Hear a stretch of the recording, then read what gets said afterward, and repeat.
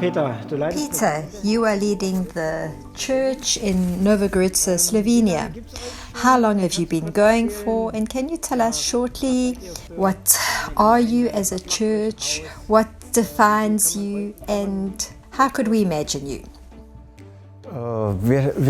We came with a goal to plant a church in Nova Gorica in 2000. 2001, we actually started the work.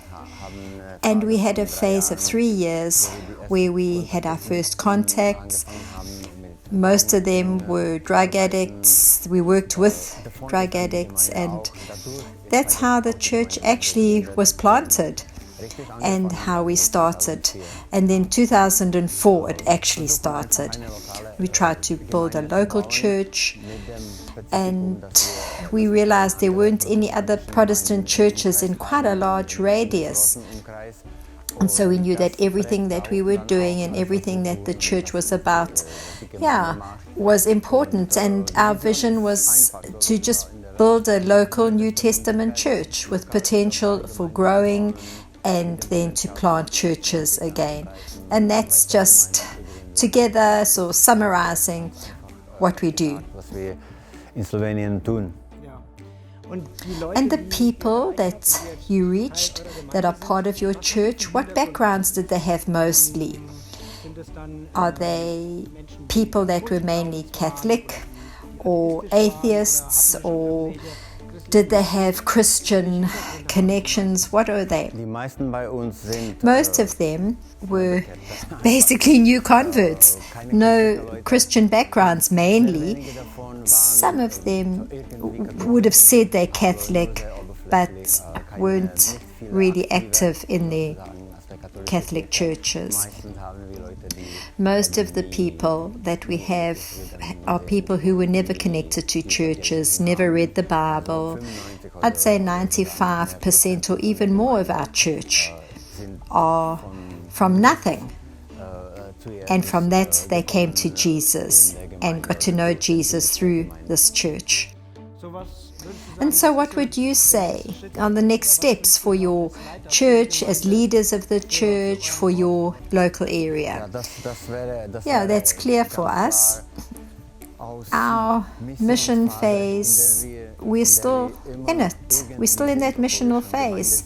And that phase to really grow a mature church. We're wanting our church to grow into a mature church, that there'll be a leadership structure. That's also our second goal, is to then have a generational change.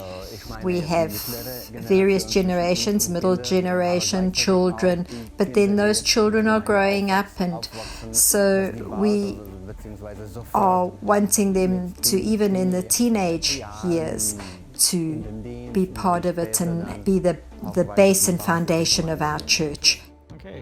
Thank you. Yes, that's great. So you are an old-timer, as it were, for when it comes to conferences. You and your wife, you've been coming for years. You've been guests here for years.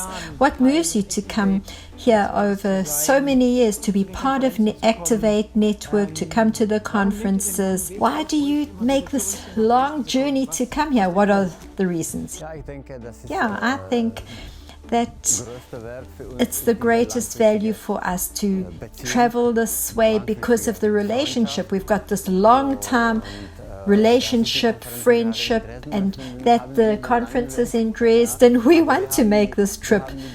We've had this relationship from the beginning of the Slovenia, but also before we started in Slovenia, we had a relationship, and this means a lot to me because this relationship is so valuable and important for us.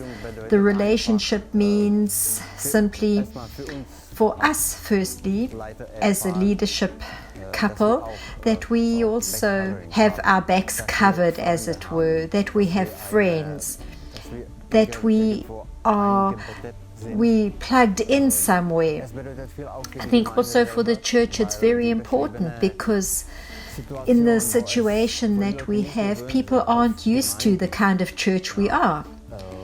we're the only one here.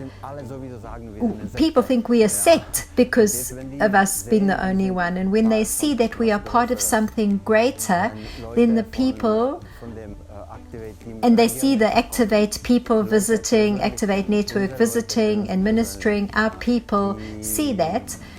And it means so much for us and the church. So we see that also long term, we see that it means a lot. Very good. And maybe then to close off, can you give us a few examples? You have had visitors from different folks in the network, from different churches, and how have they supported you and how have you profited from this? Yes, I would say, as the church leader, even here and the others, when I think about this, what is so special is that we need someone to speak to. There are always things that one needs to discuss, maybe that you can sometimes share with your eldership team, but sometimes not, and sometimes not with the whole church. And that's where one can speak to the team people, and this is what we need also for long term. When you've got this long-term relationship, you don't have to start from the beginning every time. They know you, and this is what, as I've said already, church needs people they know. And so our people see that we are living what we are preaching. Yes, so it's an accountability.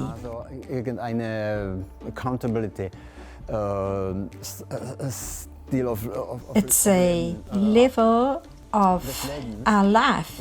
And so just as we are teaching our people to be committed in a church, to live in commitment and accountability, they can see that we as a leadership are also part of a community where we are accountable, and this gives them somehow a stable point.